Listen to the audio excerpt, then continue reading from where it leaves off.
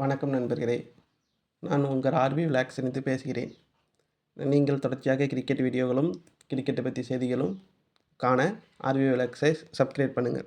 இப்போ வாருங்கள் வீடியோக்குள் போகலாம்.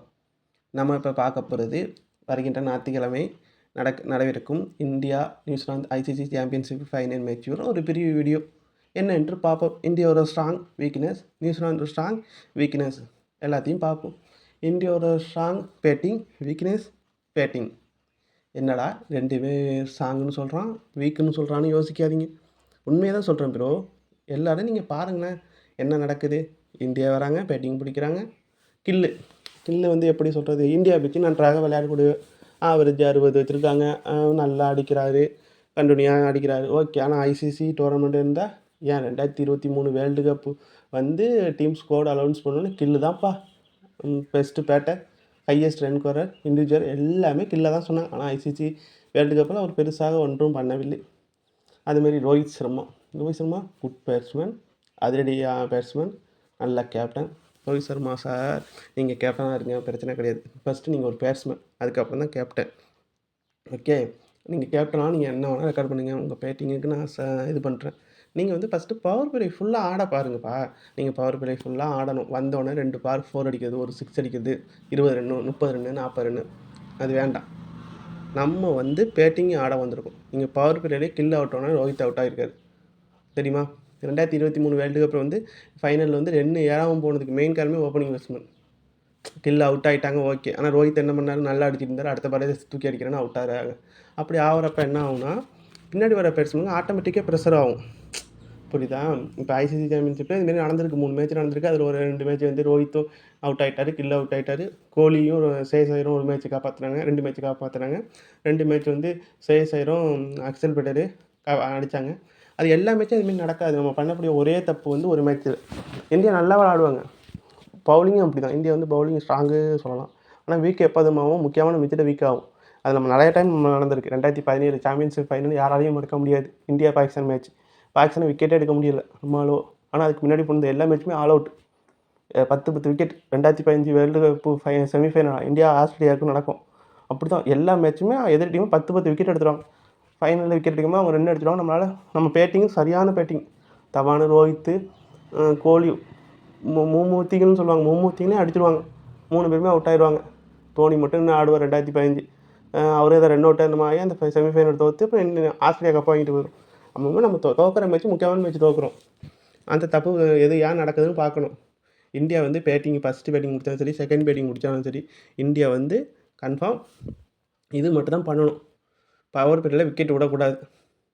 இந்தியா இப்போ சவுத் ஆஃப்ரிக்கா நியூசிலாந்து மேட்ச் நடந்தது. அதில் சூப்பராக விளாண்டாங்க. ரச்சினும் வில்லியம்ஸும் எப்படி விளாண்டாங்க.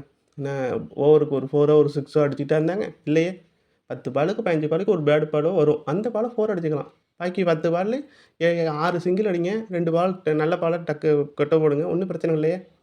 20 ஓவர் 25 ஓவர் விக்கெட் விடாமல் நீங்கள் ஆடிடுங்க. ஒரு விக்கெட் வந்து ஆடிடுங்க. அதுக்கப்புறம் பின்னாடி உள்ள பேட்ஸ்மேன் அடித்து ஆடிக்கட்டும். அப்போ ஸ்கோர் 360 நியூசிலாந்து அடிக்கிறாங்க. நம்மளால் அடிக்க முடியுமா? அதை தாண்டி அடிக்கலாமே.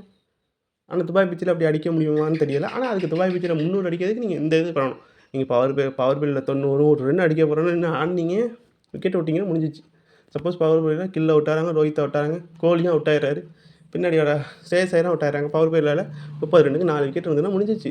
அதிகபட்சம் 200 போகிறதே கஷ்டம். கேஎல் ஆடுவார். எப்படி ஆடுவார்? 2023 வேர்ல்டு கப் ஃபைனல் என்ன நடந்துச்சு? 110 பால் பிடிச்சி அவரால் அடிக்கவே முடியல. 56 ரன் என்னவோ தான் அடிச்சிருந்தார். அதுமாரி ஆகிடும். கார்த்திக் பாண்டியாலாம் ரொம்ப நாள் இன்னும் கொண்டு போக மாட்டார். ஜடேஜாவும் எப்படின்னு தெரியல. அதுக்கப்புறம் பேட்டிங்கே கிடையாது நமக்கு. கடைசி 4 பேரும் பவுலர் தான். அதெல்லாம் நீங்கள் நின்று ஆடணும். ஓப்பனிங் 1 day 1 3 பேரும் 25 ஓவர் பிடிச்சா ஆகணும். 25 ஓவருக்கு ஒரு விக்கெட் தான் விடணும். அதுவே இன்னும் ஆடி கொண்டு போகணும். உங்கள் 3 பேர் கையில் தான் இருக்குது மேட்ச். மெயின் ரோஹித் சர்மா. நீங்கள் தயவுசெய்து 28, 30, 40 ரன் எங்களுக்கு வேண்டாம். நீங்கள் 80 பால் 100 பால் பிடிங்க. ரன்னு ஆட்டோமேட்டிக்காக உங்கள்கிட்ட வந்துடும். 100 பால் பிடிக்கணும்னு வாங்க. 100 ரன் அடிக்கணும்னு வராதிங்க. 100 பால் பிடிக்கணும். 100 பால் பிடிச்சா ரன்னு நீங்கள் 100 ரன்னு நீங்கள் அடிக்கலாம்.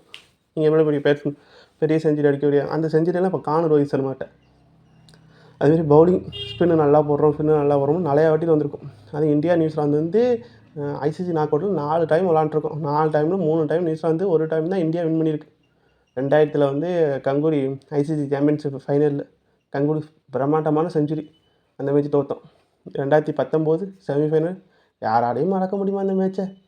தோனி கண்ணில் தண்ணி வர வச்சு இந்தியா டீம் எல்லாருக்கும் கண்ணீர் வர வச்சு ரன் அவுட்டில் வெளியே இந்த கேப்டன் அடித்த ரன் அவுட்டில் 2023 சாம்பியன்ஷிப் ஃபைனலில் என்ன நடந்துச்சு?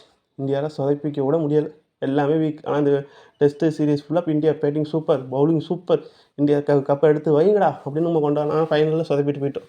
ஐபிஎல் முடிஞ்சோடனே நம்ம அளவு போய் பேட்டிங் ஆடணும், பேட்டில் ஐபிஎல் ஃபைனலில் ஐபிஎல்லில் பவர் பில் அடிக்கிற மாதிரி டெஸ்ட் விளாண்டா என்னத்தை பண்ண முடியும்? அதுமாரி ஆகிட்டு. அப்புறம் 2023 வேர்ல்டு கப்பில் வின் பண்ணோம். என்ன பண்ணோம், கோலியும் சேசாயும் சூப்பராக அடித்தாங்க, வின் பண்ண அந்த செமிஃபைனல் வின்னு ஃபைனலில் போய் தோத்தாச்சு. முடிஞ்சிச்சா?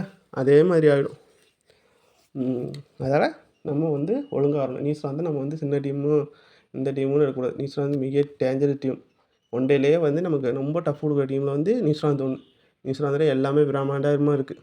பேட்டிங் ரச்சின், வில்லியங்கு, கேன் வில்லியம்ஸ், டாமில் தான் 4 பேர் 2 பேர் செஞ்சுரி போட்டுருவாங்க மெயினாக சூப்பராக. பின்னாடி வந்து பிலிப்ஸு, பிரெஸ்வெல், சாண்டர், ஃபினிஷிங் பேட்டிங் இருக்குது.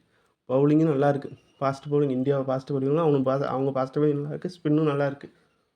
அதனால் ரொம்ப டேஞ்சராக டீமை ரொம்ப நம்பி நம்ம எதுக்கு வந்திருக்கோம், இவ்வளோ நாள் விளையாண்டதுக்கு கஷ்டப்பட்டதுக்கு கப்பு அடிக்கணும்.